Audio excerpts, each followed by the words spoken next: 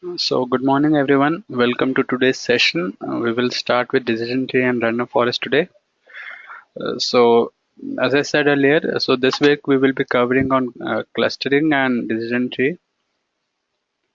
And so clustering was planned for today, but I thought of let us complete with supervised learning, and then we will start with unsupervised. So clustering is a part of unsupervised, and so that's why I thought of taking it tomorrow. So let us work with that because I thought that let it be in a continuity because last time I covered KNN and knife base, and so thought of being in a continuous, being all the topics in a continuity so that you can correlate, and after that we can start with clustering as it gets over. So decision tree. So you all must have made a decision tree at some stage in your school life or in college or even an algorithm. So a basic algorithm with all the nodes, branches, and terminal nodes or the root. So these all make up a decision tree, and similarly, we have similar situation here in decision tree and random forest for machine learning algorithms as well. So what is it and how it works? Let us understand. Uh, and there are few advantages using decision tree over any other algorithm. And the reason being, it is quite easy to understand, quite easy to visualize. Uh, there is nothing much complex about decision tree, and there are less of constraint or prerequisite, irrespective of other algorithm like we had in logistic regression, linear regression, where we had some prerequisite and we had some assumption that we have to work with. But unlike that, we don't have such prerequisite in decision tree. And also decision tree is quite flexible. We can work with a classification model as well and a regression model as well. So, and that liberty was not there in previous. So in KNN it was there. So KNN we worked with that. Even in knife base it was there. But before that in linear regression we had that less of opportunity. Or I would say the classification equivalent of linear regression comes out to be logistic. So in a way, quite flexible, quite good, and had some pros and cons as well compared to other algorithms. So let us start with decision tree. So it is mainly a supervised learning. As I said earlier, for supervised learning, we need to have a predefined response or a historical data provided with us. So in decision tree, the same thing that we did for last few algorithms, we divided our data set into test and train, and on basis of that we make some prediction on test. So training our model on train data set and then testing it on test data set. So something similar we will do with the decision tree as well, and for this reason it is a supervised learning. So as I mentioned earlier, it works both for categorical and continuous input and output variable. In this technique we split the population or sample into two or more homogeneous set or subpopulation based on most significant splitter differentiator. So this comes very crucial here. Most significant splitter and differentiator. So what happens is, suppose I have a parent dataset or the entire dataset is here. That dataset is split into this node, and so and so. So what is the basis on which I'm splitting this? And what are the major significant impactor or the differentiator which with we are deciding that it should be split in this node or so? That becomes crucial, and how we do that we will also explain. So, and also just an example, here in the root I will have a parent dataset or entire dataset will be here. After this node will have a subset of dataset, and this will have a subset of dataset or the same parent dataset, and this will have a parent dataset. So uh, if I explain it,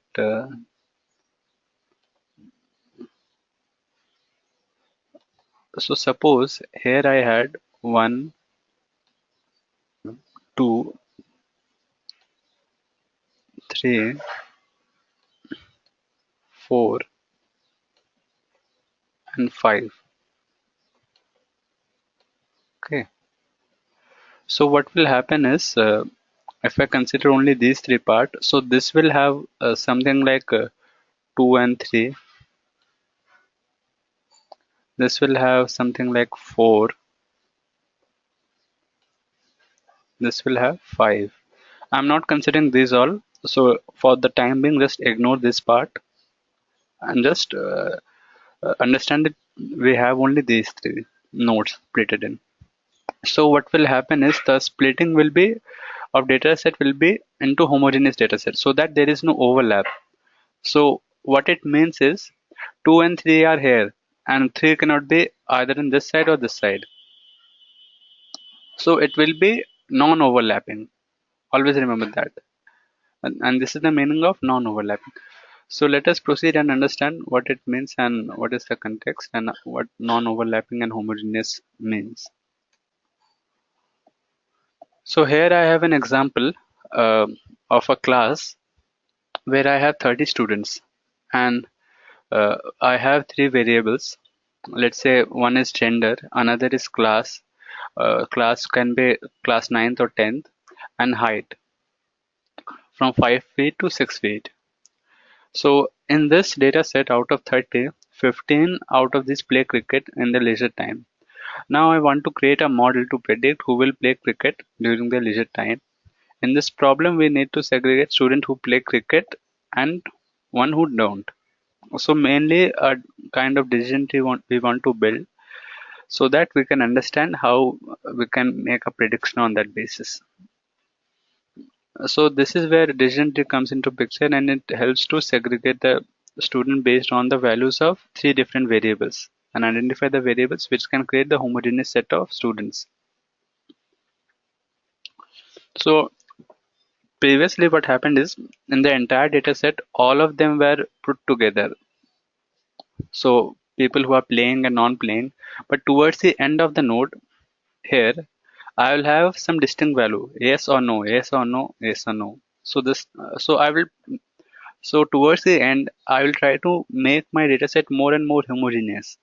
So similar similar thing which I want to predict should be put together and should be a single node. This is what my aim is. From a heterogeneous dataset, transforming it to a homogeneous. So in decision tree, like I said earlier, we have two kinds of prediction that we can make. One is classification, that is categorical, and another could be a continuous variable.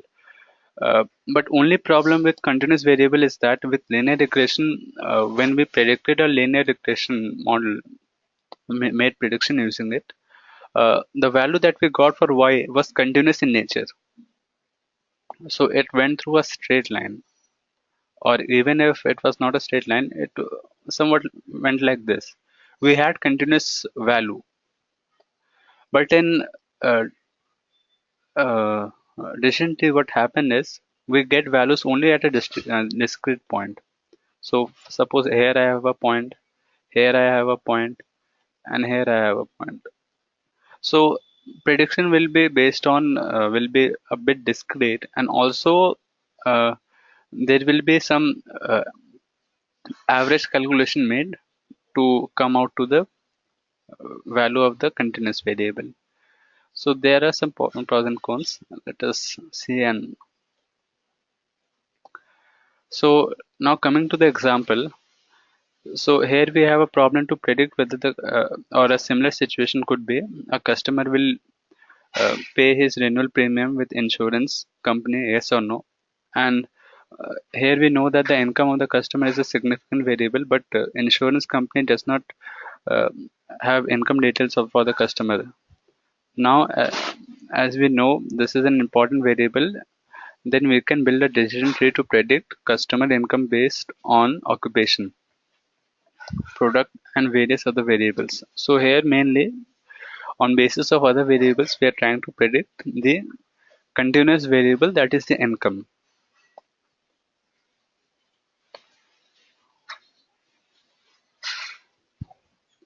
So few of the terminologies related to decision tree. Here we have the node root where we have the entire data set. Okay. And here we have some other in decision node we have splitting on the basis of some variable, and terminal node is the last node that we get towards the end.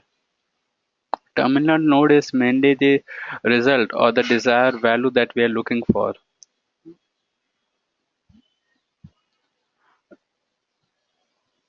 And one more thing is pruning. It is mainly opposite of splitting. So in splitting, what happens is I started from root node and split it into so many terminal nodes. In pruning, what will happen is I will move it from down to up. Few of the nodes will be omitted out, and I will left with only a structure of the tree, not the entire tree. A part of it will be truncated or removed. So for, suppose if I have a tree at home and many branches have grown and it is causing trouble to other uh, trees or other houses nearby, then what I can do is I can cut some of the branches of the tree and I can keep the tree as it is, so that a tree can grow itself, and at the same time people don't face any issue. So in regression model or in mainly in classification model, what happens is if you uh, extend the tree to the farthest extent, what will happen it will overfit. So in overfitting, we have seen that in linear regression, we always avoid overfitting because what happens is it relies too much on the trained data set and it tends to misclassify or underperform in the test data set. Uh, like I said earlier, in linear regression, we want to make prediction on the basis of minimum variable so that we can make maximum output. And similarly here as well, want to make maximum prediction based on minimum values of nodes, minimum number of nodes that we can have, so that if a out of bag sample comes in, our prediction could still sustain and perform better. It doesn't over rely on the trained data set.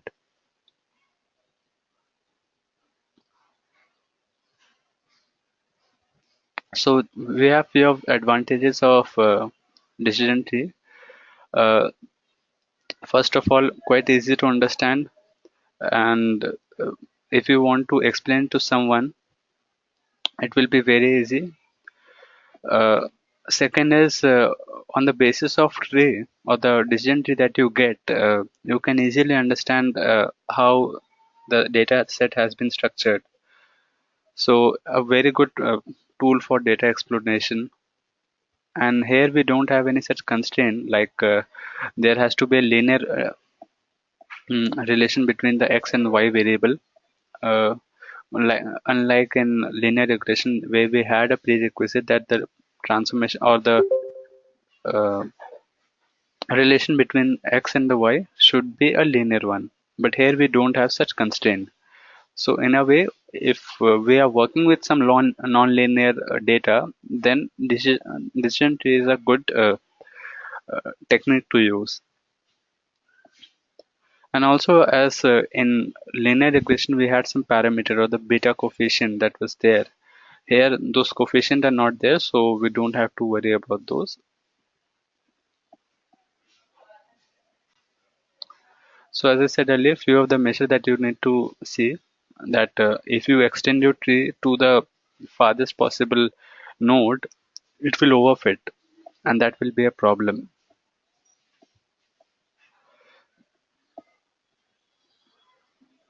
And as I said, that for continuous variable, you only find the discrete values, not a continuous value that you tend to see in a linear regression.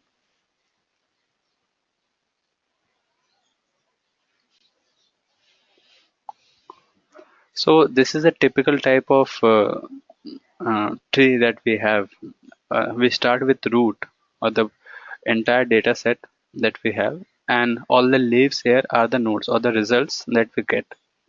It is mainly a top-down or down-top kind of structure, whether it goes from the other way around.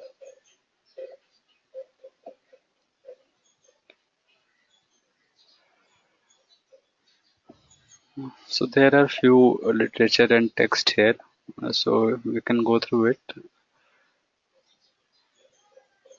So coming to the most important point here in decision tree, that how split has to be decided, or on what basis we can decide the split. There can be many variables, and what would be the best split. So that is where there is some information uh, criteria or entropy or Gini index.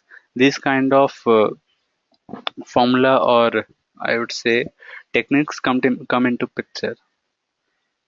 So first of all, we will start with Gini index and how it is used to optimize my tree, or how to decide that which node will be a significant contributor towards my splitting of nodes. So one thing to note that Gini index, higher it is, the better it would be.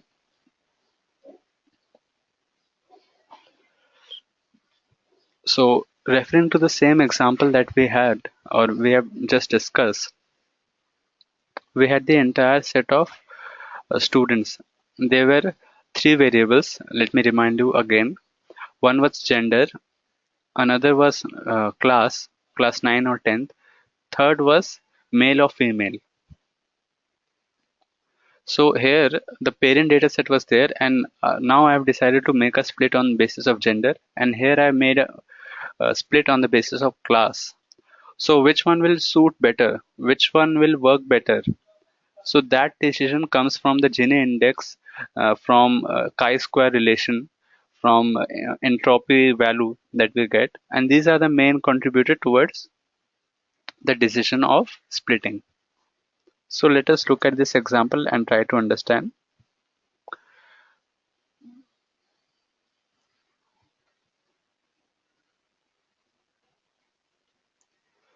So let us try to calculate the Gini index for both the splitting that we have done. So here, uh, if you have seen the formula, calculate the Gini or for subnodes using the formula sum of square of probability for success and failure. So this will P will be my success and Q will be my failure, and square of these two and summation. This will calculate my Gini index. Just so here let us try with split on gender, and then we will calculate on split on class for Gini index. So on female node, here we have zero point 0.2 into zero point 0.2. So how it goes? So here I have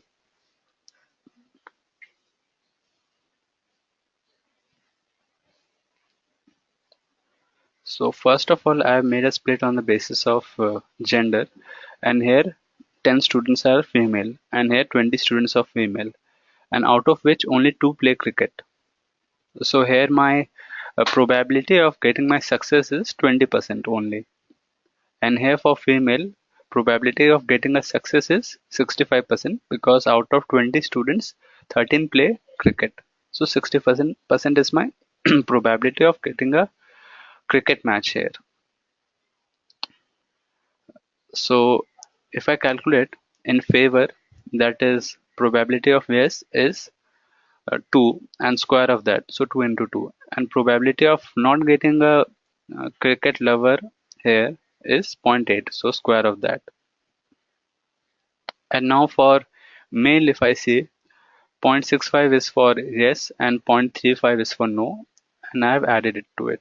And now I am making a calculation of Gini index based on the weightage. So where does that weightage come from? Female is the strength of female here is 10 students. So out of 30, 10 are female, and out of 30, 20 are male. So weightage is given accordingly. So 10 out of 30 weightage is given to my female node, and 20 out of 30 weightage is given to my male subnode. And here I calculate or come with my Gini index value. Similar thing I have done here for my class as well, and I have calculated my Gini index here, and it comes out to be 0.51. So according to Gini index value, better it is, more it is, the better it would be. And I'm getting more for gender. So making a classification or split on the basis of gender would be more appropriate rather than making it on class basis. So here now I can decide that my classification of the split should be on the basis of gender. So any doubt till here, or how we can decide on which what way to split and how to? Any questions? Or in case if I'm going a bit faster, then let me know.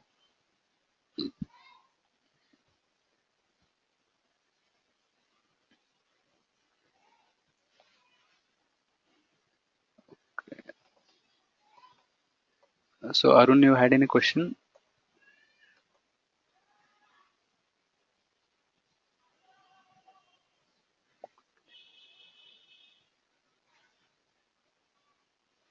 Yeah, correct. So for all of them, we have to decide, and then on that basis, we have to come up with the one with maximum value, and on basis of that, we will make a split.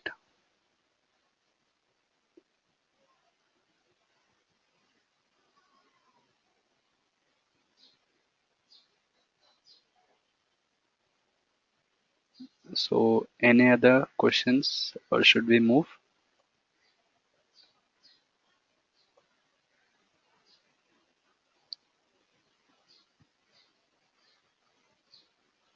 Okay, okay then. So let us proceed. Another is my chi-square detection.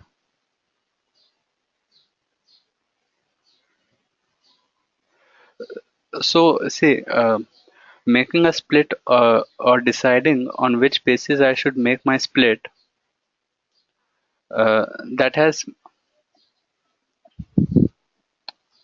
uh, that has I would say many criterion or many techniques are there to decide what are the splits are.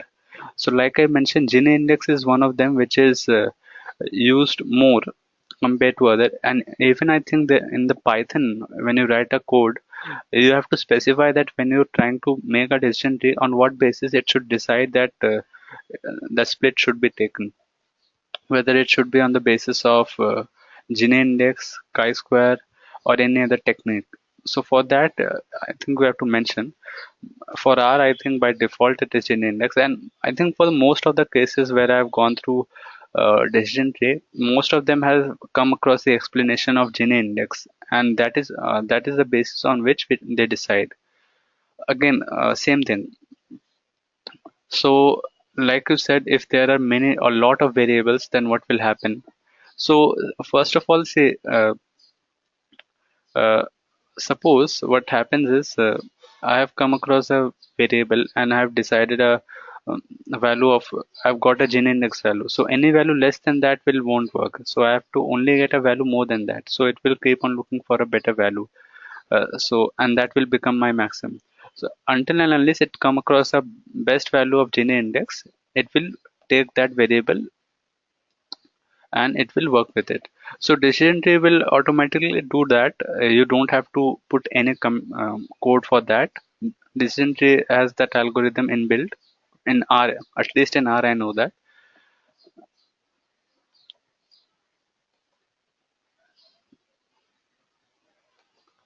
Okay, so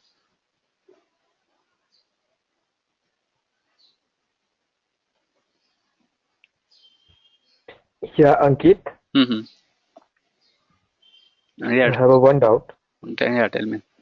Yeah, yeah, just like in regression, suppose Mm-hmm. that I have 100 variables. Mm-hmm. So maybe only some variables are effective and some variables are not effective. So Correct. in the regression, Mm-hmm.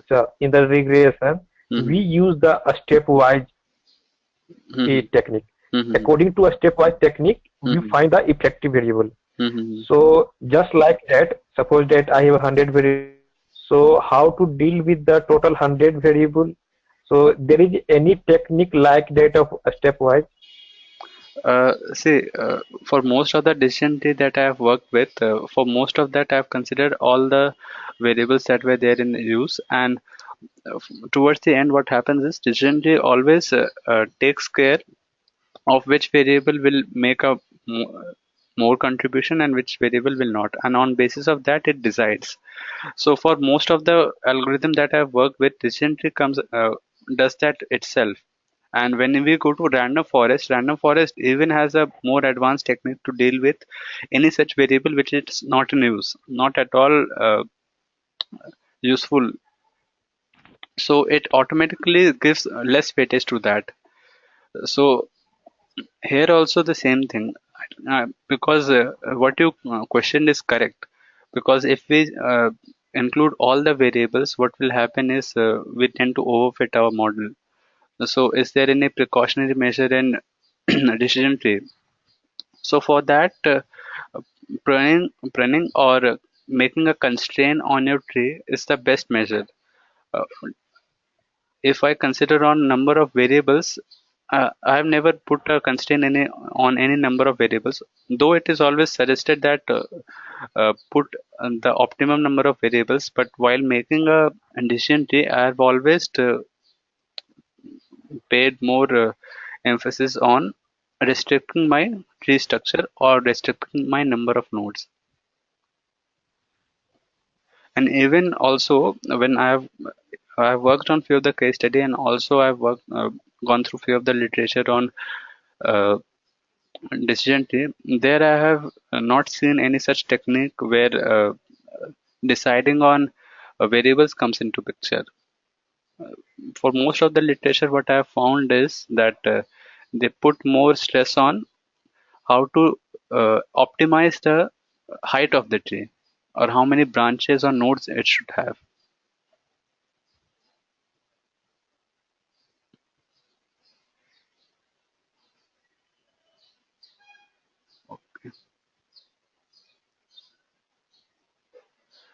So here chi-square is also one of the technique that is there. So there is a simple formula for calculating the chi-square, that is actual minus expected, its square divided by expected, or for whole the entire expression ka square root. So this is how it is calculated.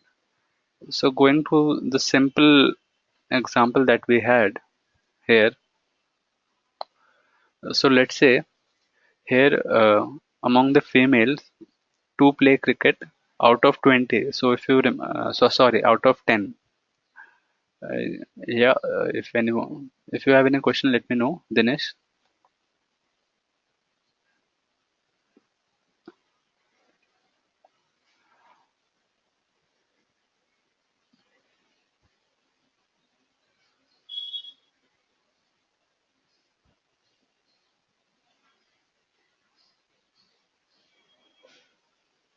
Okay, okay, okay.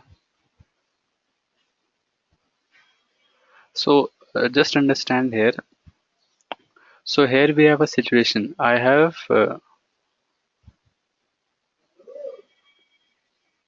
see this is mainly a technique to make a split. So when it should use every time you use a decision tree, it should be used. And on to decide that which should be your optimized split, or how well your split should be.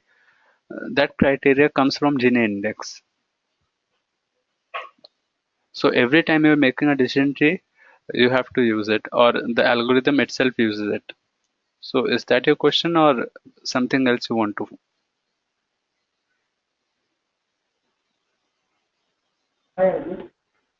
Yeah, Dinesh, tell me. That when it should use the Gini coefficient, like if I am not wrong, so we should use also in logistic regression for model monitoring, or also use in linear regression for model monitoring. Uh, no, see, regarding Green Index, I have found it many places. Even in random forest, it is used. But For linear regression or for logistic regression, uh, at that stage we use AIC or BIC, Bayesian information criterion or archaic information criterion. Those are the main thing through which we measure the information loss, or what should be the optimum value. Here for decision tree we use Gini index, and that is the standard. But there we have a different measure to understand that what should be the information lot, or what is my model, how good is it is in terms of information.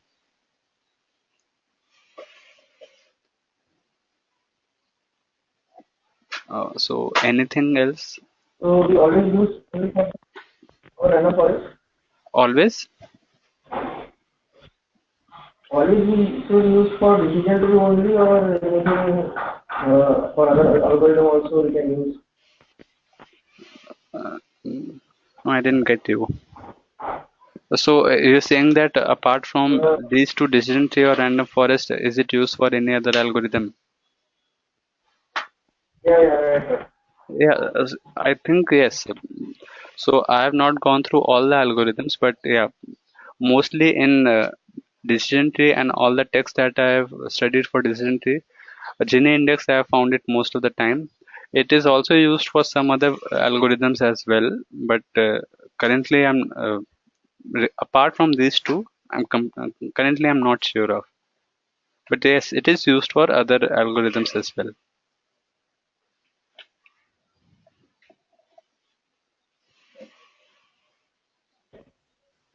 Okay, thanks, Arun. Okay, Dinesh.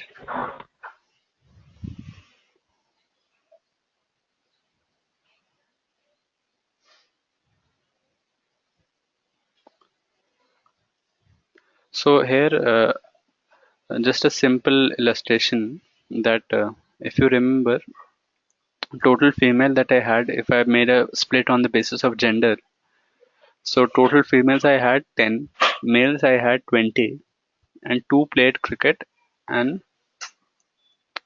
uh, here 13 played cricket.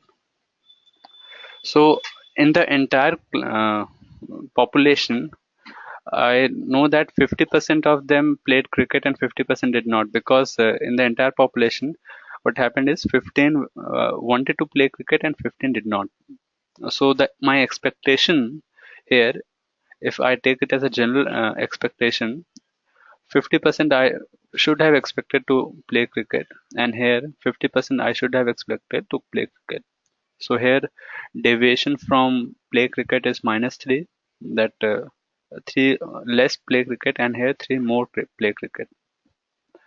Okay, and similarly deviation not playing cricket here. So on basis of, as I said earlier, actual minus expected ka square divided by expected ka whole root, and on basis of this we calculate the chi-square value, and towards the end we get a total chi-square value. Higher the chi-square value, that branch or that variable should be chosen for split. So here again gender has a better chi-square value, so we split it on the basis of gender. Again on the basis of chi-square we got the same result, that choose it on the basis of gender.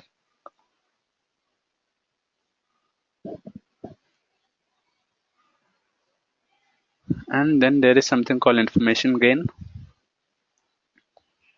This can be also said to be one of the criteria to be used. So here also, if you look at the three pictures here as well, so C is more homogeneous, where the entire C can be explained in one single term, that all of them are blue. For B, I have to do a bit of hard work to segregate my blue and yellow. So some of them are yellow, and I need to make a bit of segregation, or I need to make some information to make some segregation. Here I need a lot of information to make more segregation, because a number of uh, yellows are more B to B.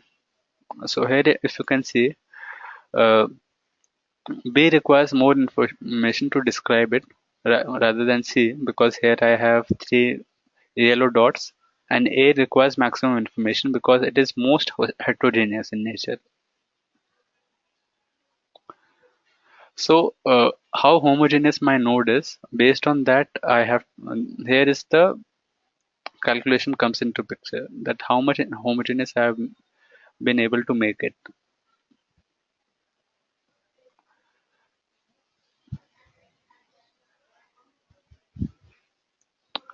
And on basis of that you can calculate the entropy. So let us get to the example and try to understand that how it is. So here the formula is, just let have a look at the formula. P is my probability of success and Q is my probability of failure. So on basis of this, this is my entropy calculation. So let us see. So entropy for parent node, that is when all of them were equal, when there was only male and female. So sorry, only yes or no in the entire parent population. So 30 of them total students and 15 were yes, 15 were no. So here I have my entropy value as 1. So here 1 shows it's completely impure. Now, if I make a split on the basis of gender and then try to understand, then 2 of 10 female here have the probability of yes, and here and probability of no for female 8 out of 10. And similarly for male, 13 by 20 for yes and 7 by 20 for no. And now here I have my, for male node entropy value is this. And now same thing, the weighted entropy on the basis of the strength of male and strength of female, it, my weighted entropy will be proportionate to that. So 33% weightage to my female classification and 66% to male, and on that basis I have got my entropy value. Similarly here as well, for class split I have got my entropy value, and here the information gain will be 1 minus entropy. So the lesser the entropy is, the better it is. So entropy, if you have studied in your class 11 or class 12 thermodynamics, it was, entropy was mainly your measure of randomness, how much randomness is there.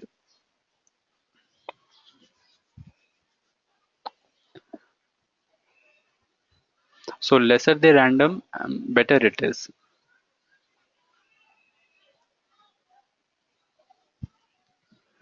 And last is my reduction in variance, or how much is it making contribution to a variance, or how much it is varying from my mean. So based on that, let us see.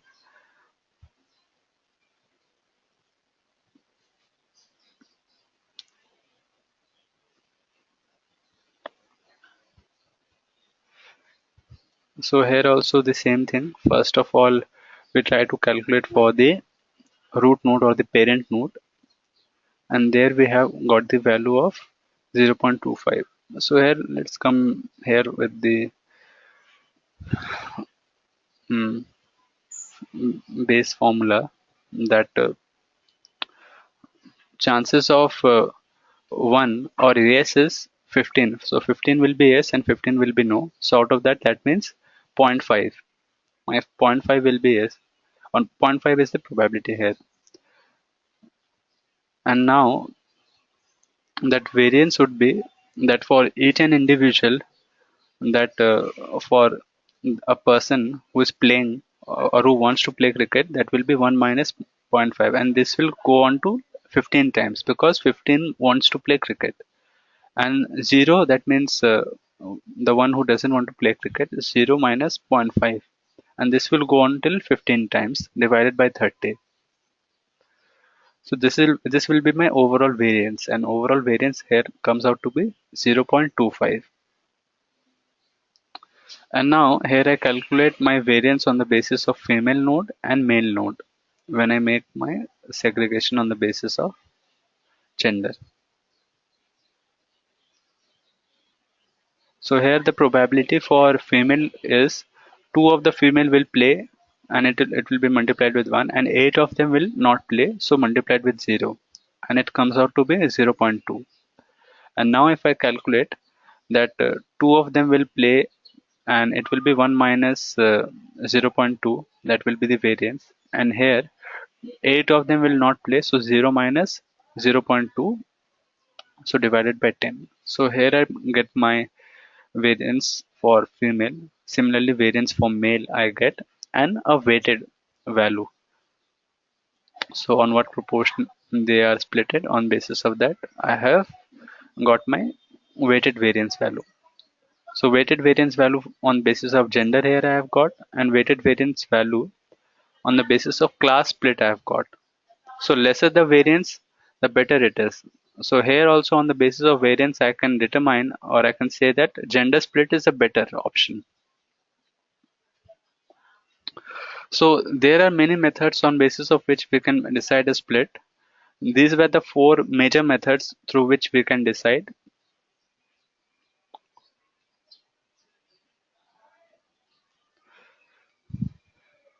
Okay, so any issues, any doubt till here? I know these are the a bit calculation intensive and you have to pay a lot of attention to understand this, but it is only once you understand it and after that it will be entirely clear. So every time a decision tree is made, you can understand the in-depth algorithm, that how it has been, how the classification has been made. So any doubt, any issues, just let me know.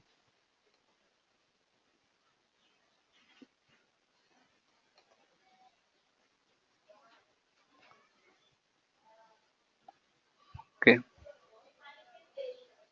fine. uh, Fine then.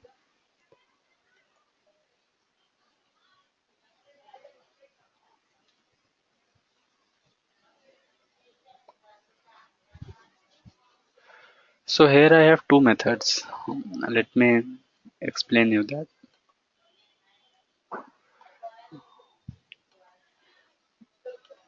So here I have my root node and that gets splitted into a value here, and then again gets splitted into a value here, and this again gets splitted on some values, and this again gets splitted. So what I can do is I can keep on making the split uh, till I reach my last node. So at the end what will happen is uh,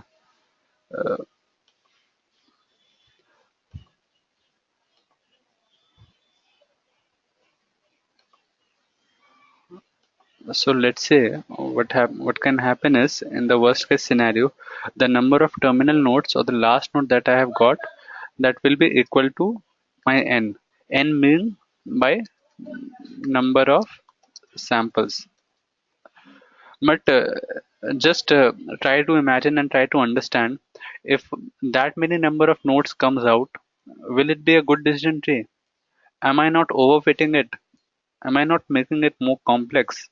That it is such a complex decision tree and has so many number of nodes. Just try to think and answer. In a way, it will be good because each and every node I have taken care of, and each and every node has come to a conclusion. Or I could say, I have decided that if so and so it will be the condition, this will be my answer. And the deviance value will be least if I make my tree very long. So my Yeah, correct, Arun. So my deviance value will be least.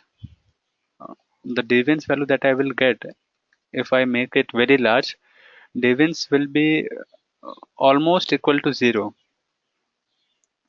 And that is what we look for to minimize the value of deviance. But again, that will overfit our structure or overfit our tree. So what is a precautionary measure that we can take here? One precautionary measure is to uh, add a penalty term.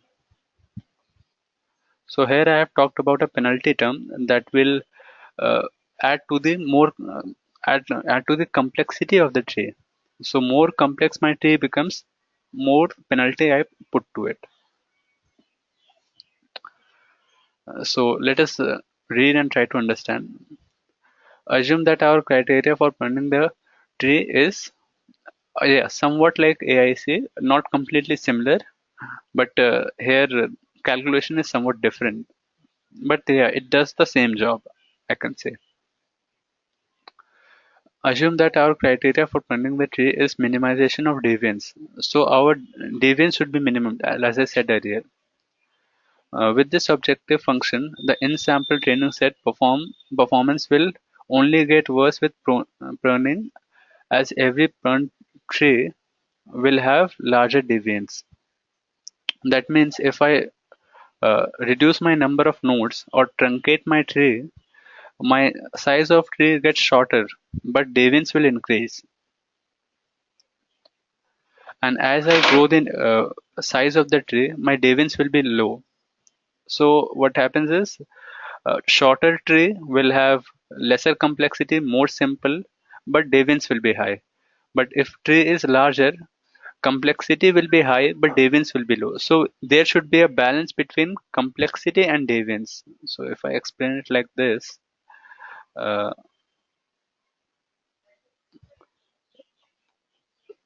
so here, if size is less, so this is my,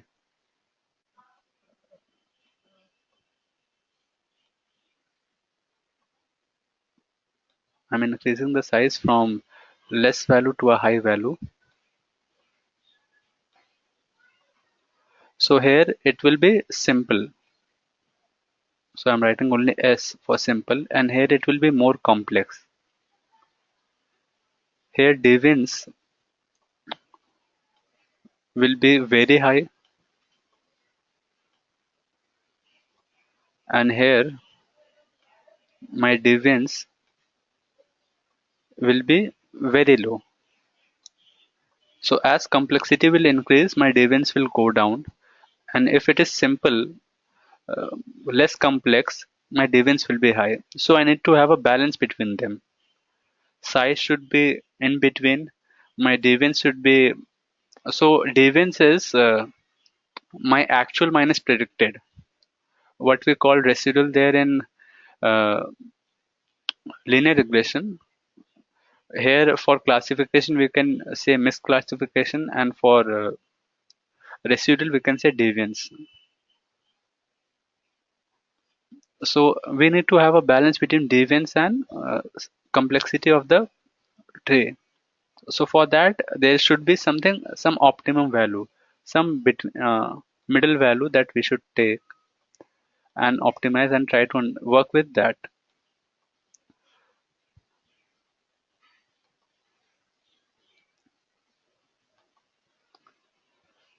So for that, this is as we know that overfitting the data will hurt our out of sample prediction. Instead of minimizing the deviance of the tree DT, the pruning step minimizes the cost complexity. So here I have provided a alpha size T. So as the size of the tree increases, there is a complexity or a penalty that we have added to it. So this is my cost complexity equation. Deviance, so I need to minimize this, but also if I increase this, this will also increase. So overall, I need to minimize this. An optimum value of dt, that is deviance of the tree, plus alpha of size of the tree, an optimum value that I get, the better it is. So let us see here an example in R and try to understand.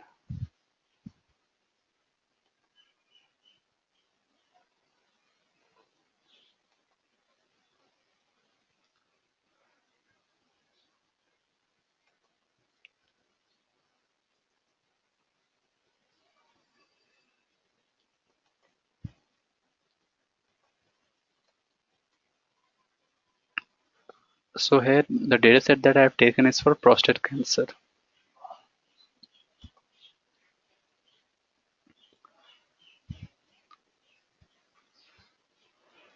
So this is my data set of prostate cancer, and this shows that what is the size of my cancer. So it is log of the volume actually, LC, LCA what is the age of the patient, and other parameters as well. So these might be some medical terms I'm not sure about, but this is mainly I know that my response variable or which I want to find is my log of volume of the cancer cell.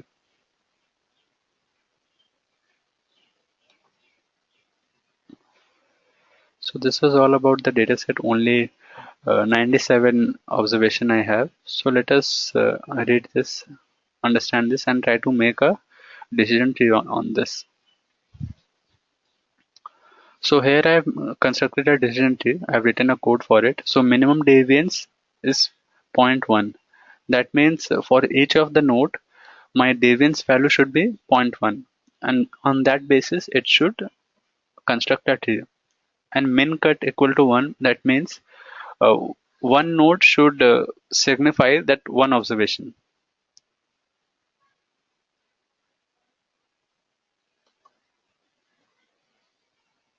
So in this data, we want to predict our volume of cancer cell that is the person is expected to have. So this is my volume of that cancer cell, and on basis of these variables, we will try to predict that what will be the size of volume or size of the cancer cell. This is mainly our prediction here, and on basis of decision tree, we will try to predict.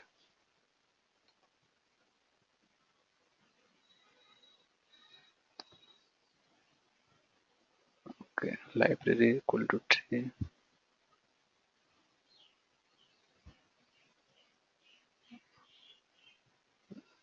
So here we have a simple tree. We got a very simple.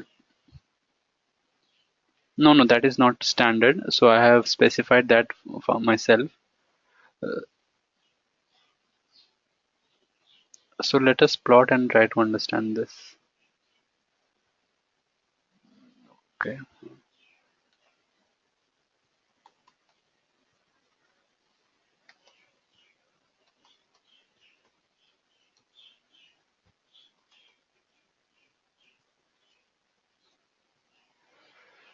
So here the splitting is like this. So this is my continuous variable, and here it has made some split. That if it is so and so the value is, it will go here. Otherwise, it will go here. And mainly, if you see that for the continuous variable also, for the log of my cancer cell volume of that, I have got only discrete values, and this is a major disadvantage of a decision tree. Even doing a regression tree, I have got only discrete values, and also it could be possible that my values for uh, cancer cell might not be a discrete one. So here is a major drawback that I have got. So let us not restrict our tree to only this many nodes, only 3 terminal nodes that we have. Let us try to build it even further and try to see that how it will be. So here I have quite high number of nodes that I have received. So let's see what it does now.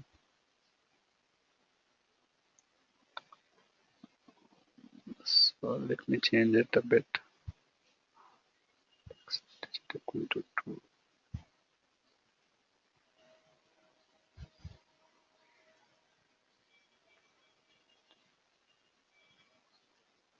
Okay, let's be.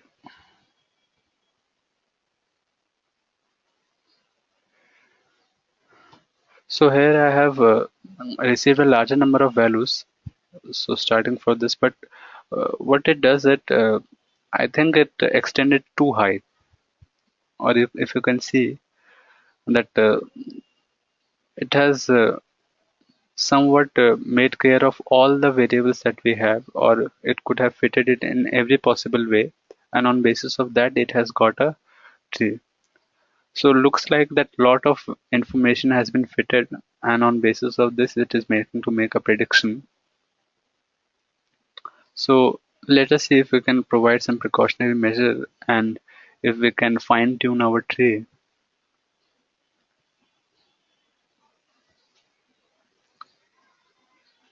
So here comes the concept of pruning the tree. So what happens is you can specify your alpha value. So here what I have done is I have taken my alpha value as 1.7. You can start with any other value. So if I search here,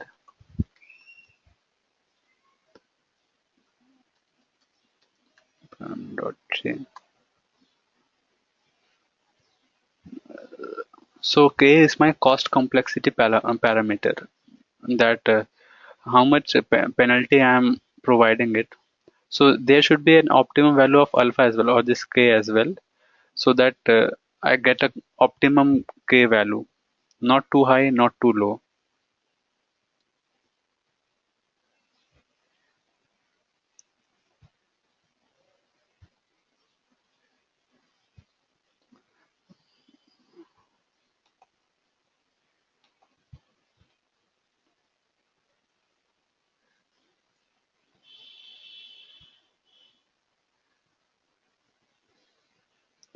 So on basis of this, this is what I have got.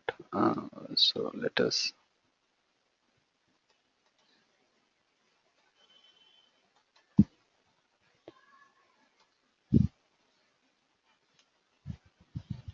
So again, not much of a significance that I can see here.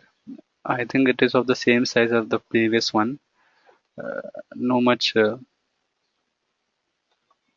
size is more or less the same. So I have not made any significant reduction in that. And let us try to increase the value of k, and let's see if we can reduce the size of our tree.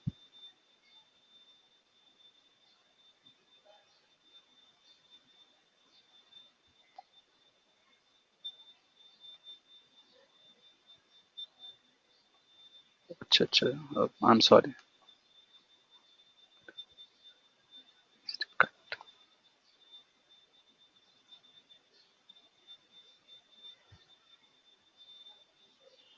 Okay. Thanks, sir. Thanks, Arun.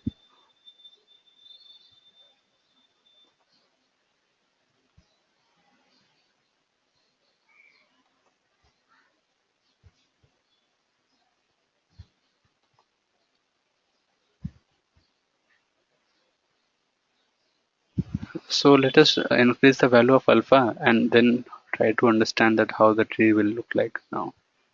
So now the number of nodes has gone down a bit. Now it has reduced,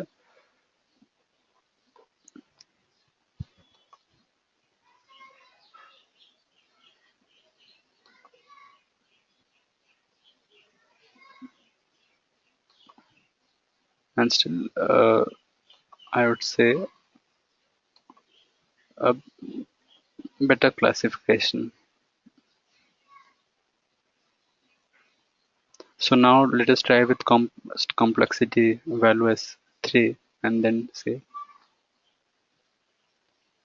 so has reduced further. So no, so there hasn't been any reduction, but yeah, 3 is also 3 here is working as well.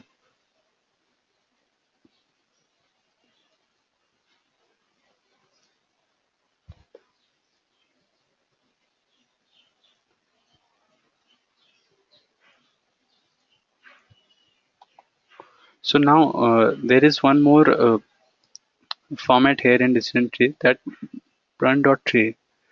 So it will automatically give me the value or the optimum value what I should be looking at. So if I do this, so see if I have got the value of my size or the size of the tree, that if it is 12 then how much, 11 and so on and so forth. So for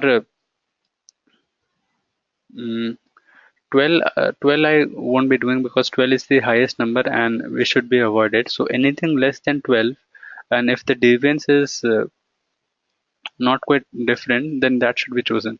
For example, if increasing one more uh, node, it decreases my deviance very less, then there is no point of taking that as my optimum.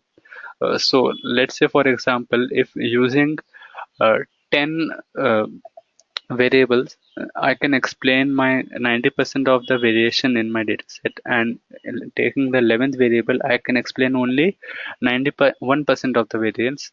Then does it make sense to take the 11th variable? It doesn't. So similar thing here as well. After increasing the size from 11 to 12, the deviance goes down only by a slight margin. So I don't think that there is any significant reason why I should take 12 as my size. Rather, 11 should be my optimum size here because deviance value I'm getting least here. So 11 is my right number of nodes that I will be looking for. So let us plot this and try to understand. So here if you see, so it has, uh, okay.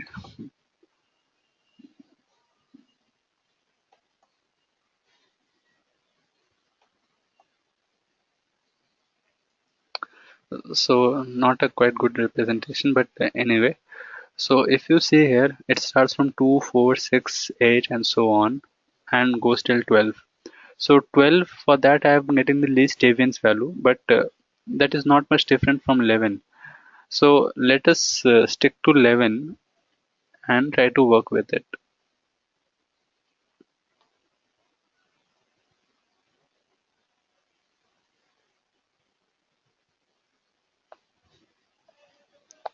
So best 3 here will be for cost complexity. So what does best do? The best is the integer requesting the size, that is the number of terminal node of a specific subtree in the cost complexity sequence to be returned. This is an alternative way to select the subtree than by supplying a scalar complexity parameter k. If there is no tree in the sequence of the requested size, the next largest is returned.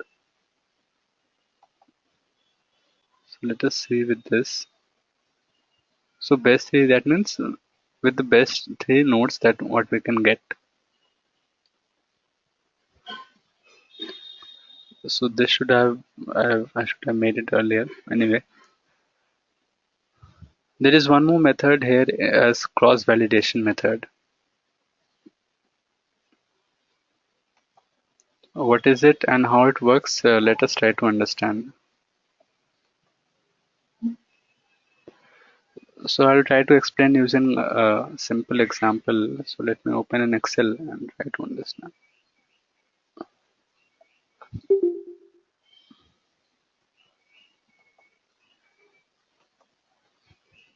Uh,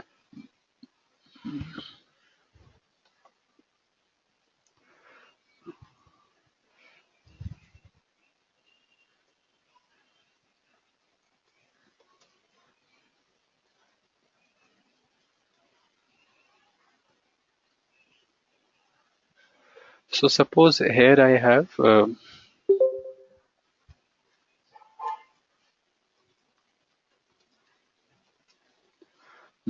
what I have done is I have taken the entire data set and partitioned into 10 parts from 1 to 10. And here what I do is uh, out of that 10 partition, one I put it into test and another 9 as train. So 9 part has been put into train and 1 part is put into test. So this is my one validation that I do.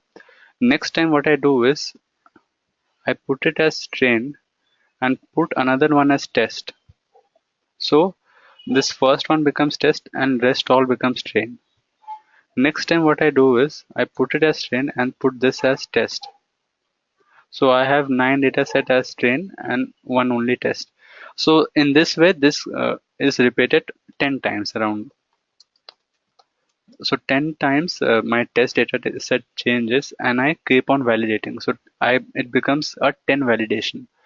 So this is what is called a V-fold cross validation. So let us go through the literature and try to understand what it is. So all the rows of learning data is set to build the tree as usual. So without any constraint or without any rectification, I build my tree to the optimum size that it will grow without putting any restriction, and that will be called my unpruned tree or reference tree.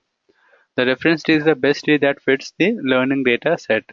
Next, the learning data is partitioned into certain number of groups called folds. So like I did in the Excel sheet, in 10 folds I have divided it. The partitioning is done using stratification method so that the distribution of target variable is approximately the same in partition group. So it is stratified, that means all the 10 has equal population of all the variables, the distribution.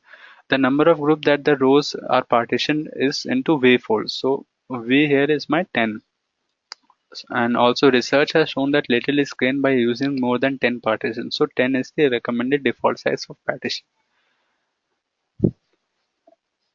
So this is how it is. So a bit literature is there. So most of the thing I have already explained. Let us start from here only. In case 90% of data is used to build the test tree and 10% is held back for independent testing. A different 10% is held back for each test tree. Like I explained you in Excel sheet, once that 10 test trees have been built out, their out of sample performance or given tree size are averaged. The average error rate for a particular tree size is called cross validation cost or CV cost. The tree size that produces the minimum CV cost is found, and the reference tree is run back to the number of nodes matching the size that produces minimum CV cost. So on basis of this, I have got my tree, and on that 10 datasets that I have created, the one on which I am getting the minimum, I would say my error, on basis of that, it will decide that what should be my size of tree or how my tree should be structured. So that is a way it can restrict. So this is actually a good example because I've tested it on 10 times. 10 times it is tested, and every time on new data set, and my errors are averaged, and on basis of that I have got a optimum size of the tree. So this is also to mitigate your noise and to make a standard model. This is a very good method that can be used.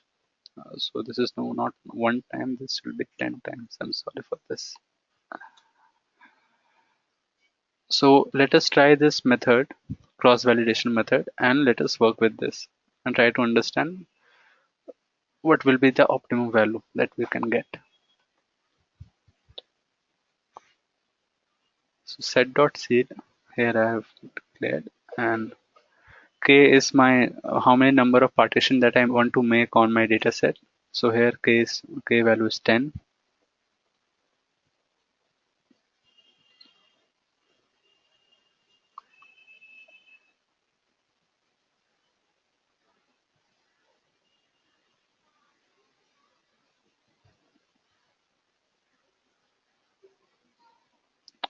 So here if you see my here is a plot between the size and the deviance.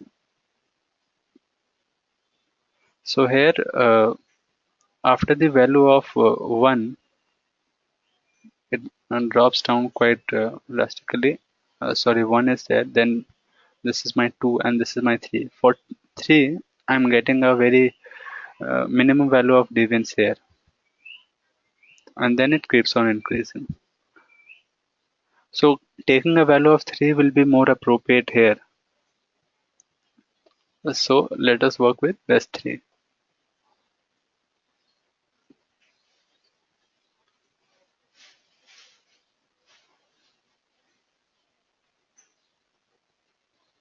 So this is the final model that we have got after so many calculations and treating our variables and cross validation.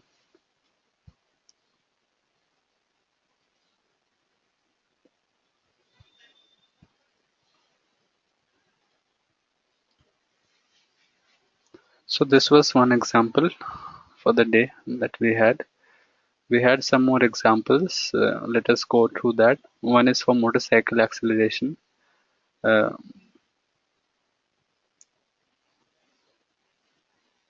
so let us start with this and work on this. So here I have a motorcycle acceleration and how much time it takes for acceleration. Let us take this data set and work with this.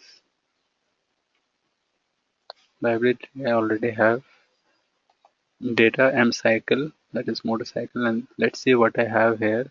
My motorcycle data set. Prostate is done. So how much time? Yeah, sure. So that is done after every session. So no need to worry about that. We will share out all the PPT that I have used, all the notes and all the R script. So that will be with you by end of the day. So here I have time and how much acceleration it can provide in that time. So time versus acceleration I have for a motorcycle. So let's see if we can work with a decision tree here and try to understand how they are related. So if I try to plot between, uh, so here, this is my acceleration. I think sorry, this is my time. So x-axis is my time and this is my acceleration. So here, first of all, for first few time, it is bit down. Then it goes in minus range and then it goes up.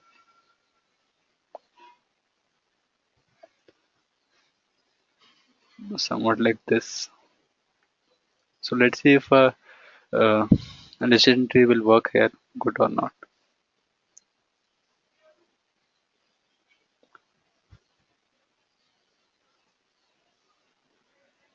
So here it has made a decision tree on basis of if time is less than uh, 27.4. So earlier here, so 20 is here, 30 is here, and here 27.4.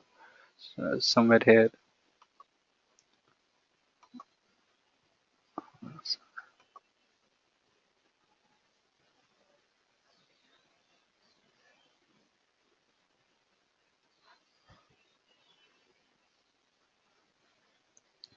So here if you see, so if it is less than this, and if it is more than that, then this. So if it is less than 35, then this, and if it is more than 35, then this. So in this way, for every time value, I have my acceleration value. But again, as you see, the problem that we have seen earlier, I am getting only discrete values of acceleration here. So that is a problem that I'm facing. Otherwise, it actually makes a good representation. And also, good thing about this is that I'm getting a stepwise here. So it makes a steep down, then a steep up. So here, making a decision tree might be a better option rather than a linear transformation, because linearity here doesn't hold at all. A decision tree will explain this graph in a much better way compared to a linear regression. So in such cases, decision tree is a better method to work with.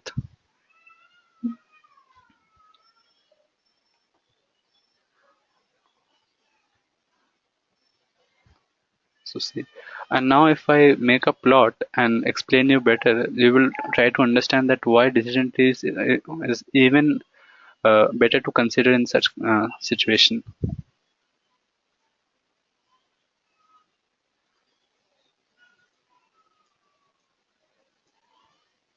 So see, here on the original plot, I have made some points. What I have done is, as it goes down, I have made it like this. I have segregated it. So what happened? This is how the decision tree works. So in the decision tree, if it is less than this point, the value will be near to 0. If it is between this to this point, the value of decision tree will be this.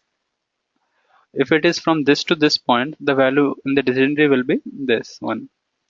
And if it is from here to here, such will be the value, and so on. So this is how my decision tree has calculated.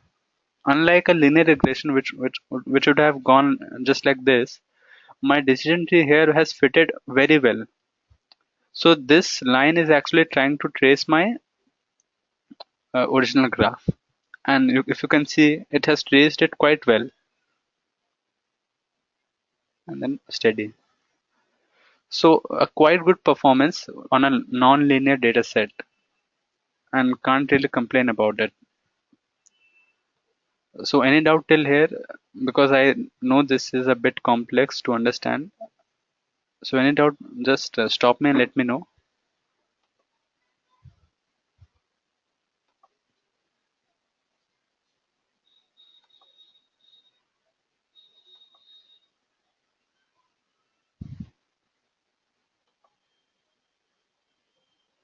So anything, any issues? Okay. Okay, Raj. So which part you did not understand here?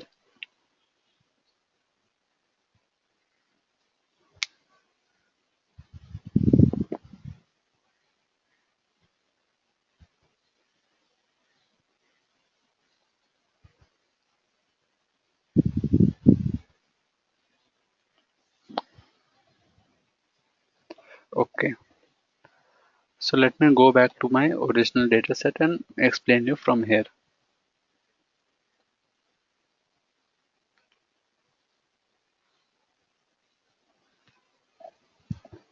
So here what has happened is, so this was my original acceleration value, sorry, time value, and this was my acceleration. Here, a linear graph wouldn't have, or a linear regression wouldn't have worked because it would have shown me only a linear value. So here I have made a decision tree on basis of this. So decision tree, what it does is, times if it is greater than this, then it will go along this. So if my time is greater than 35, then this will be my value. Okay. And if it is less than uh, 35, then 40, or otherwise this. So similarly, what I have done is, on basis of the decision tree that I have just got, I have made a sequencing of y, that if so and so is my value of x, my y should be this. So y here is mainly my time, and here is the length. So length mainly, so here it is a bit difficult to understand because it is not like x and y. So anyway, so length is mainly the duration that I have in between the time frame. So more than 35, if I go, so starting from 35, it is mainly till 40. 40, I'm sorry, it is till 60. 60, yeah. So that will be a larger length. So 3.2 3.291 is given for a larger length, and then after that, anything less than 35 and more than 29.8 is given this value 40. So if you see, 40.72 is given, so that much length. And again, if it is something less than 29.8 and greater than 27.4, then it is given a value of 10.250. So 10.25, then the length is this. So what I do is, just to explain, if it is 29.8, I'm subtracted from 27.4. This is my 2.4, and here it is 240. So mainly to just to make a significant scale, I have multiplied it with 100. So this is what this step is doing. So on basis of this decision tree, I have made this sequencing, and this sequence, what it does, it combines all the value of y and then makes a plot. So now first of all I've made a plot of, so let me do it again. First of all I've made my raw data plot that I had earlier, and on top of it I have put my lines, that what my decision tree has predicted. So I have drawn a line of decision tree and it has been casted over my original plot. So this is how my decision tree is trying to predict what will be the value. So here decision tree has worked very well. Unlike if I would have taken uh, mm, a linear regression, it wouldn't have worked so good.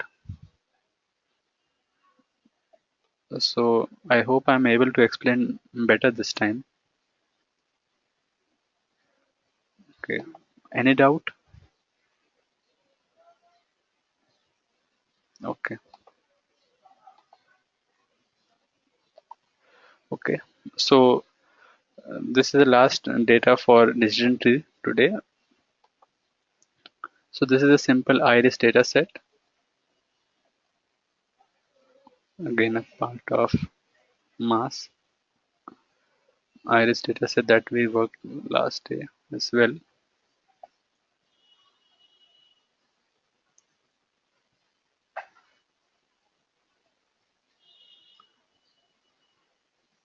So here if you see, on the basis of petal length, petal width, it is making a prediction. And here mainly prediction is mainly on basis of these two variables only. No, other variables are not so significant, or it does not contribute to the Gini index. So other variables are not considered at all. And only on the basis of these variables it is making a use.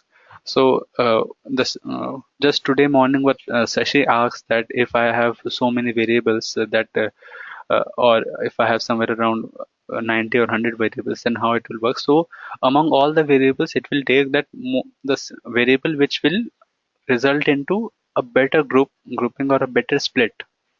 That variable will be only considered. So if I'm getting my split on the basis of good variables, then I don't need other variables for to even think about.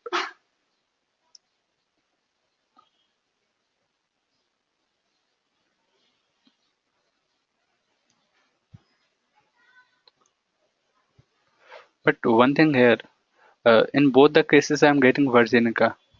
So does it make sense to split it here? I should have made it Virginica here only. This part is, I think, more or less irrelevant. I could have directly classified it as Virginica.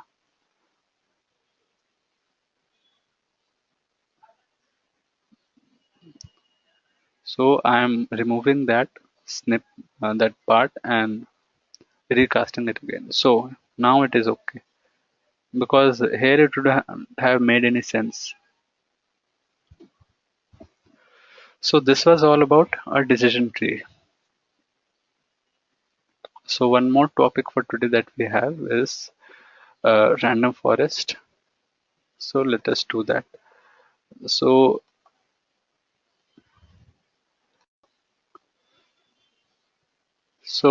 now we come to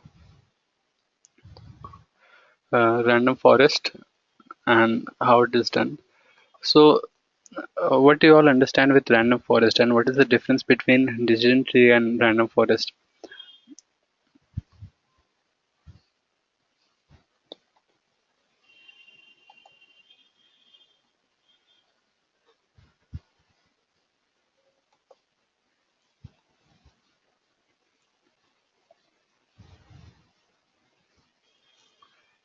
So anything you want to say or add?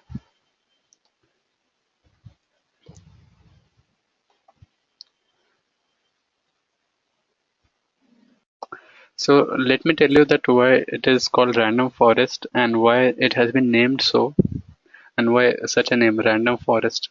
Because in forest everything is organized. Why it is in random?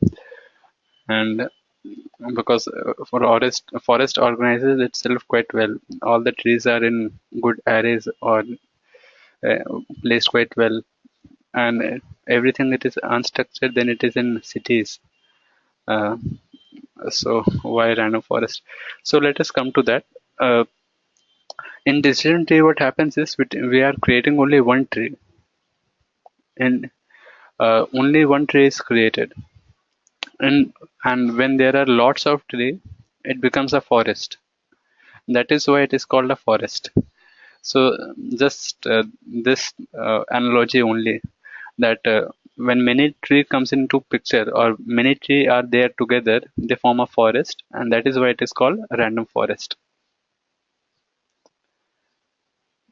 What I was saying is, in decision tree, what happens is, we start with a data set, we go ahead, we try to make it more and more homogeneous, we try to split it on the basis of some variables, and we get to the conclusion. And that is one tree, what it does, a decision tree. Now, in uh, random forest, what happens is the same thing what happens in a tree uh, happens in a forest as well, but only because we have many number of trees or lot of trees, it becomes a forest. So first of all, you will be amazed to look at it that what are you talking about, that so many trees makes up a forest, and what kind of algorithm is this? So let me explain you first in layman terms, and then you will understand, I hope. So here we have a technique of backing. So here I have a original data set, and it is divided into multiple data set, some, and on basis of this, this gives a result. First data set gives one results, this gives one, this gives so on and so forth, and basis of this, in random forest, a voting is done on basis of that voting, my final result comes out. So you see, first data set, original data set, divided into so many data set, and then it is giving a classification, and then voting of this classification is done. For example, here, if I have, this is my yes, this is my yes, this is my no, and this is also my yes. So majority of the vote here is with yes. So this will be my yes. So in the forest, what happens is, I have divided my main data set into several data sets, and then on basis of that, each and every data set will through which I will make a classification or I will make a regression.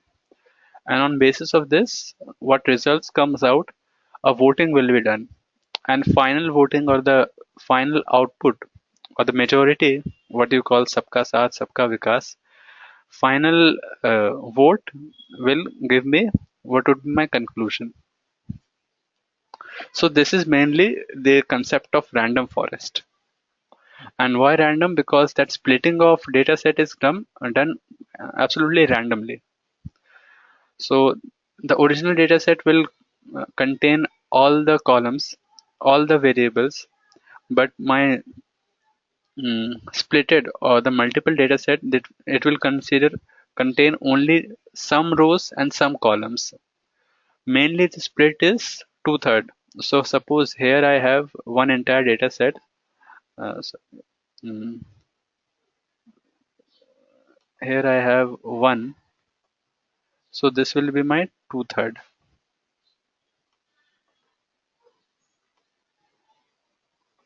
This will be again my two-third. This will be two-third, and so on. So is it two-third will be same? No, that sampling will be random. So at a random two-third taken, again at a random two-third taken, again at a random two-third taken. So this will be like this.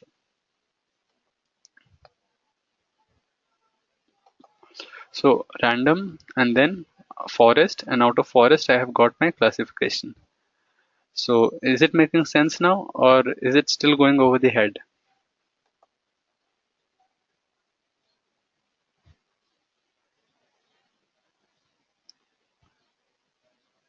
Uh,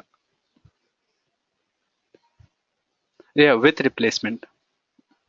Good question, Arun. With replacement, regarding genetic algorithm, I don't know what is it, how it works. So, mm, and genetic algorithm is going over is a bouncer for me.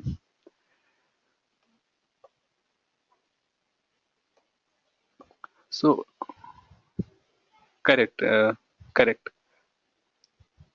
C1, C2 are mainly tree, and out of that tree, or yeah, C1, C2 and are tree, and out of that tree, what results are coming out of that result, we are taking a vote, and with that vote, the majority vote wins, and that is the main result that we are getting. So let us understand what is an ensemble method and what is it. So here I have in ensemble method there are few categories like bagging and boosting. So bagging is mainly grouping or taking all of them together, and on basis of this we are making a prediction. So mainly bagging means grouping of all of them. So let us go through the text and understand. Bagging is a technique used to reduce the variance of our prediction by combining the results of multiple classifiers modeled on different subsamples of the same dataset.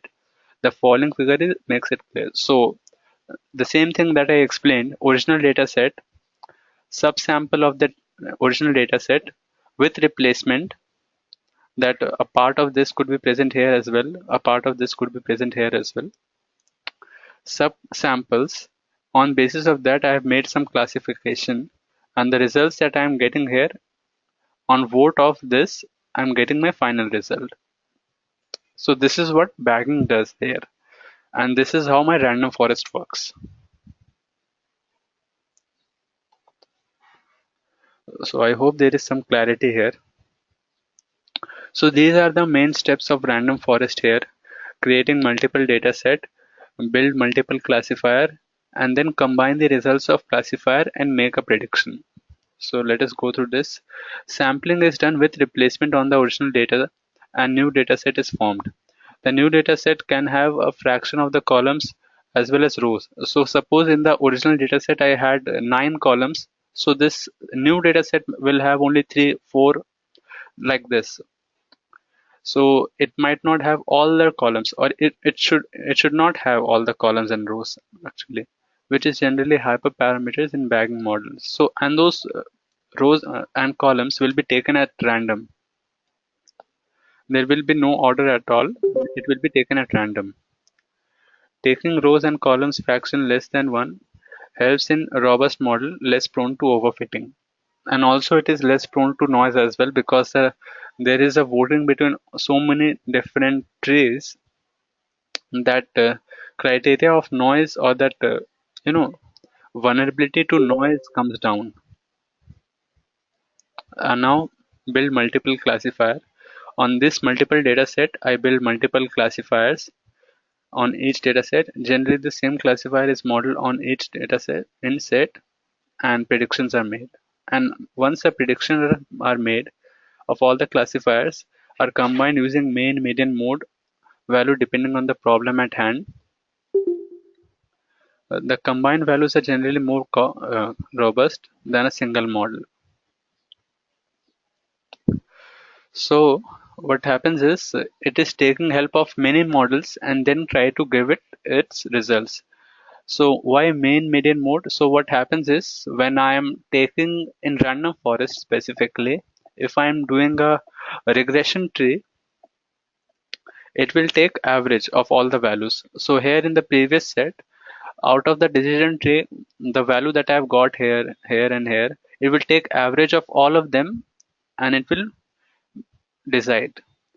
In case of classification, it will take vote of all of them and decide. Okay, so this is the only difference between what is there done in the classification and what is done in regression. Okay, so this is how random forest is. There are so many trees, and out of these trees, what the majority color comes to you, that is the color of the entire forest, or that is the result of the entire forest. So you can see some are yellows, most of them are green, so answer will be green. Some of them red, few of yellow, most of green, answer will be green. So that is how it is done.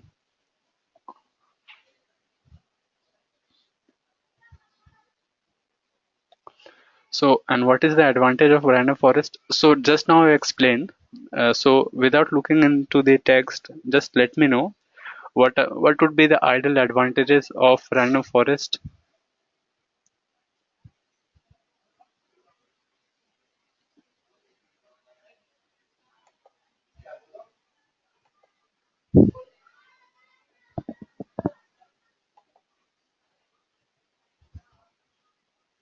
So any idea if you want to try?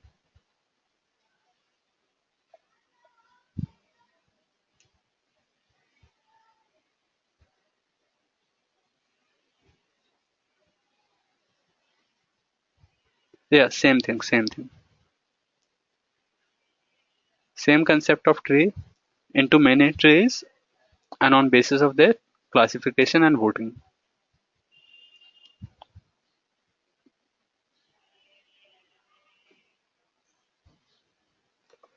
Okay then. So advantages, I'm not sure if you know. So first of all, advantage would be if most of them are coming out with a. So see what happens is if in the entire population there is a common consensus to vote for a particular leader, then most of the vote will be casted for that, and there will be some noise. Some people will not have the same consensus as the entire population, so those can be treated as noise. And what random forest does is it has a good algorithm to treat noise. In that way, it can treat noise and minimize the noise. So first of all, noise is reduced to a lot extent. Outliers doesn't make any contribution in random forest. For what we have seen that outlier needs to be taken care when you are working with the linear regression. That is not the case with the random forest. It works very well. So let us look at some of the advantages. This algorithm can solve both problems like classification and regression. So classification, I have voting. Regression, I have average. So here just remember, for classification, voting of all of them, regression, average of all of them. And does a decent estimate of both fronts. One of the benefit of random forest which excite most of us is the power to handle large dataset with higher dimensionality.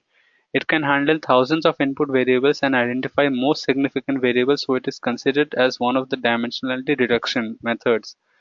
Further, the model outputs importance of the variable, which can vary, which can be very handy feature. So towards the end, we will, when we are taking a case study, we will try to understand that what is the importance of a variable. That also comes into picture in random forest, and that also we can see. It has an effective method to estimate the missing data, maintains accuracy when a large proportion of data is missing. So like in somebody asked me previous day in the group that I have so many missing values in my data set. So I recommended for that person to work with random forest. So it has a very good inbuilt algorithm to deal with it. It is a method for balancing error in dataset where cases are imbalanced. Capabilities of above can be extended to unlabeled data, leading to unsupervised clustering, data view, outlier detection. And random forest involves sampling of input data with replacement, called bootstrap sampling. One third of the data set is not used for train. Like I said you here in this part, that two-third is used for training and can be used to test. These are called the out-of-bag samples. Error estimate on these bag samples are known out-of-bag error. Study of error estimates of out-of-bag gives evidence to show that out-of-bag estimate is as accurate as using a test set.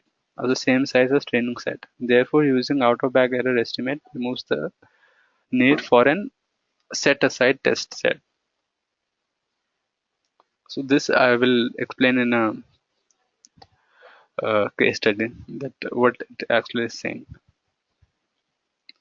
So there are some disadvantages as well, that random forest memorizes the training data set very well, and at times it tends to perform only when a data set is near to the trained data set. If something comes quite away or which is not in uh, proximity with the training data set, then it might not perform well.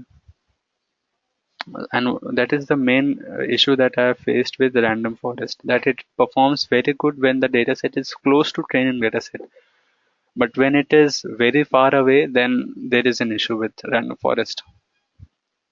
Also, this is the most mystical feature about random forest. It can feel like a black box approach for statistical modelers. You have very little control on what model does. At best, you can try to set different parameters, but mainly random forest, you don't have much of control. Unlike in linear regression, you can take a variable, drop a variable, you can make adjustment accordingly. But here, not much is there in your control. So only thing that I can set is a few parameters and a random seed. That's all that I have. And so let us go through some of the example and try to understand here. So the same example that I have taken last day of forensic glass, I will use it today as well, and we will try to predict here using random forest, that how my prediction will be done.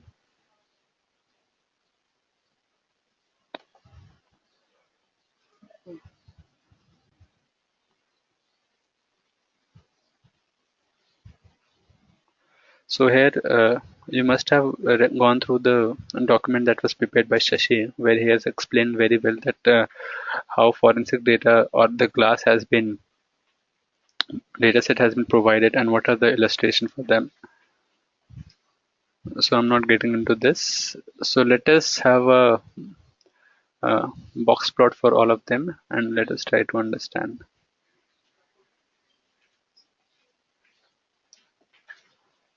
So again, the same thing that we did on the previous day. What is the variation of refractive index and other several materials that we have, elements that we have with the with the type of glass we have. So the same thing. So I'm not repeating here. Only thing I'm changing here is I'm changing it to a factor. So all my glass type will be converted into factor into categorical variable. I have count of all of these, and now I will try to make a prediction.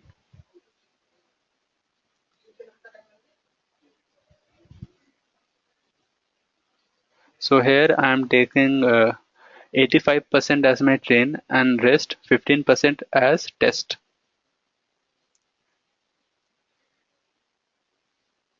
And here random forest I have in this library, random forest, and on basis of this I will make a prediction. So random forest, I want to find my type on basis of all the variables I have.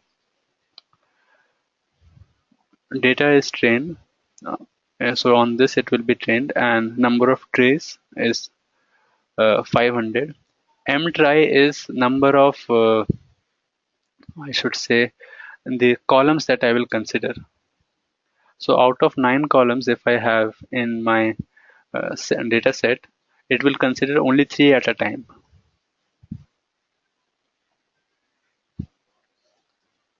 Right. Here I have importance of, so uh, as I said, it also takes care of the Gini index, it works on that, and on basis of this, it has decided that which variable has maximum Gini index. So on basis of this, it has classified or listed its importance, which variable has most importance and which has least. Refractive index is the most important variable we have, and iron is the least. So let us now try to make a prediction on the train data itself, not on the test, on the train itself, and let's see what how is the prediction is. So good thing with random forest is it makes a very good prediction on a train data set. It completely memorizes that data set. So it is performing 100% in all. So 100% accuracy in train data set.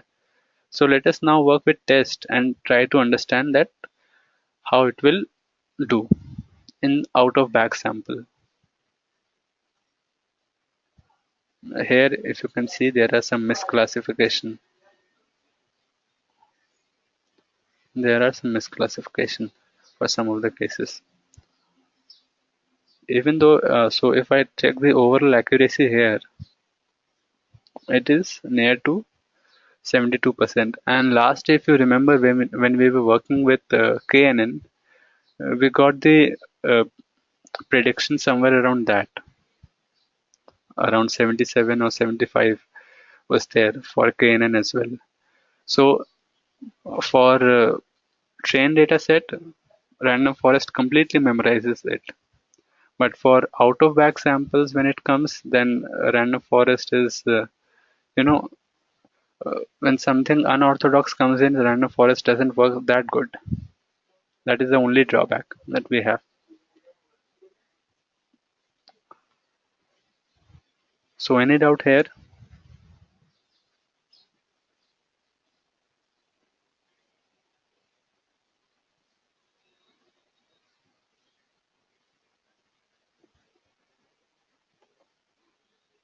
So here I have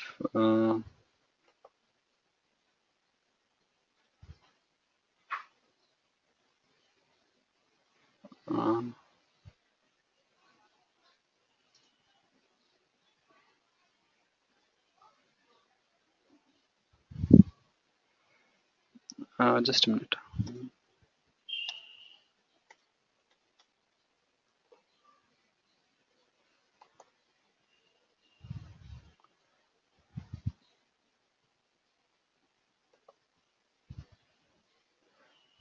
Correct misclassification. Uh, so that is one thing could be not to take all the variables. So if you're taking all the variables, so as I said earlier, in random forest, there is not much we have in our control. At most, we can uh, control the pattern of randomness. That's it, and we can control few of the parameters. Apart from that, setting few parameters that beyond our control in random forest. What we can do is we can use some other algorithm totally, which will help us to make better classification if random forest doesn't work.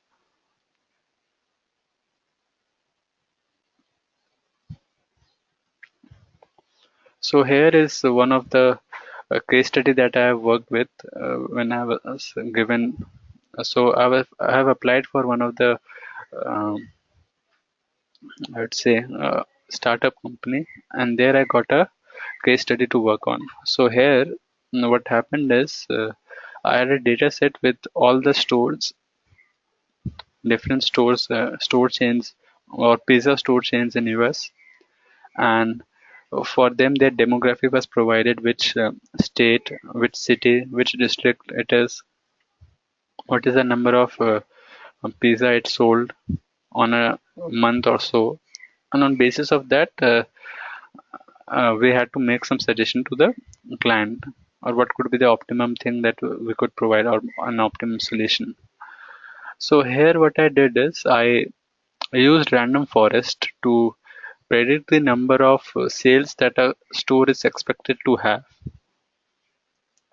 And if I show this, so because there was a non-linearity and there was an issue with number of variables that I had. So there were somewhere around 100 variables.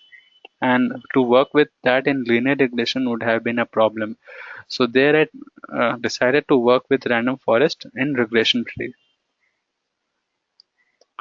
So this was the so I prepared the data set and I have uh, chosen the algorithm for random forest. On the basis of that, I got my error. So the error distribution for random forest on trained data set was normally distributed. It was good. Root mean square error was also not quite high. It was under control. It was okay. And when I tried to test it on test data set, this was my error pattern that I was getting. It is also normally distributed. Most of them are close to zero and more or less a normal pattern.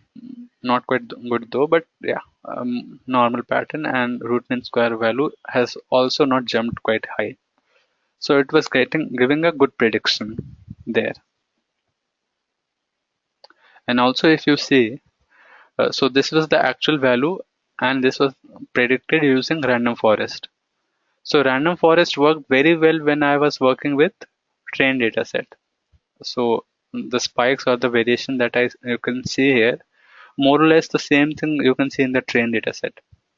But when I predicted using it here, prediction on the basis of this trained data on test, actual values are like this, but in test, I see a lot of spike, a lot of variation. More or less, it has the same pattern where it has larger spike here as well, but number of variations were quite high. It is comparatively more smoother than this.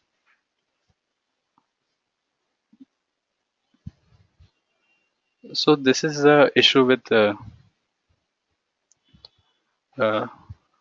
random forest. And also, if I show you one more thing here.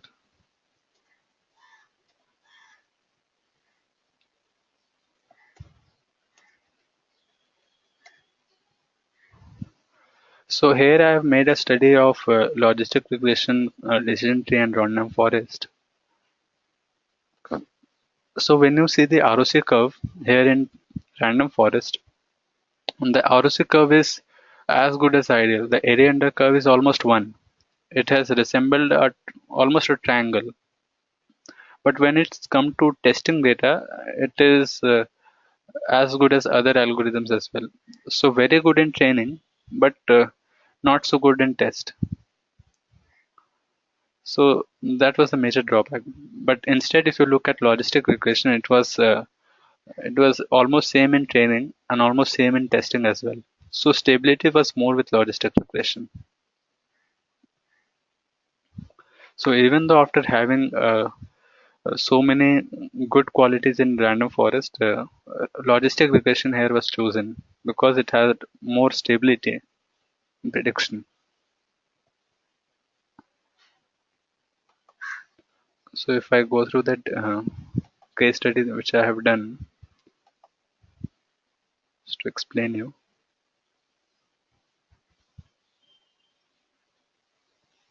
Okay, okay. Okay, so we have only a few more minutes, so I think we will wrap up within 7 to 8 minutes. So this is the last thing for the day, and after that we will wrap up.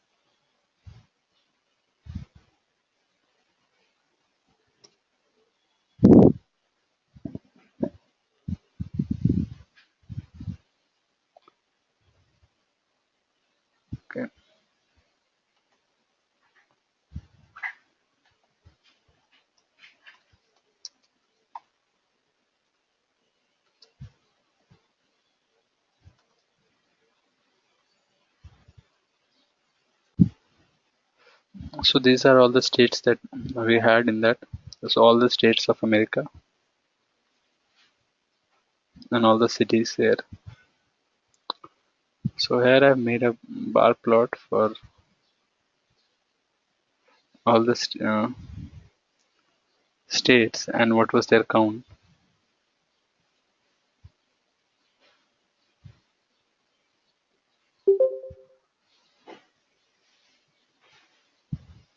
I'm transforming all of them.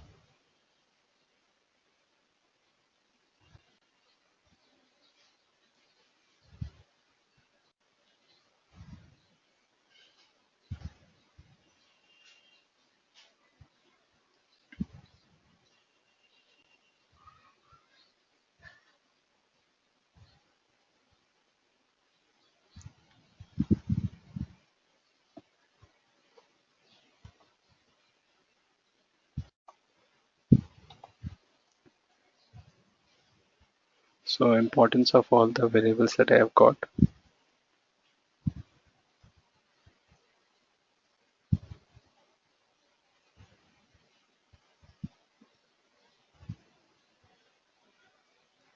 So R square here I was getting to around 98%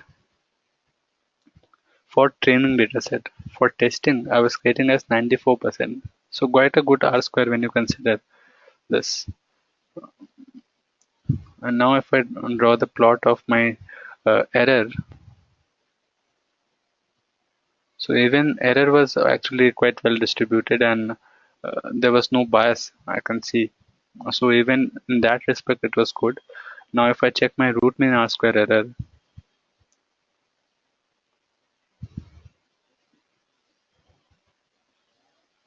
here also the values were not quite high.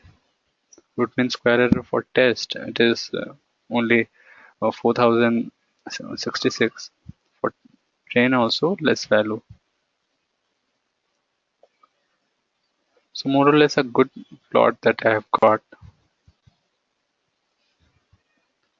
Now if I look at it, so the same thing that I have got there, which I showed in the PPT. So in train, it has made a good prediction, but in test, if you can see, the variation is quite high. It is more smoother, but here variation is quite abrupt. Otherwise, it has worked well here. So this was it for today that I all had for you. And thanks to Analytics Vidya that they have prepared such a good uh, article on decision tree and random forest. So most of the things that I have taken in the slides were from this uh, website and this article. They have prepared it so well. I did not find anything better. So, and I recommend all of you to go through that article as well. I have provided that last year itself. So you can go through that. Everything is explained in detail, and what all was required I have already added in the slide and in the class. So that's all from my side. Any questions, any doubt, let me know. Otherwise, we are good to wrap up.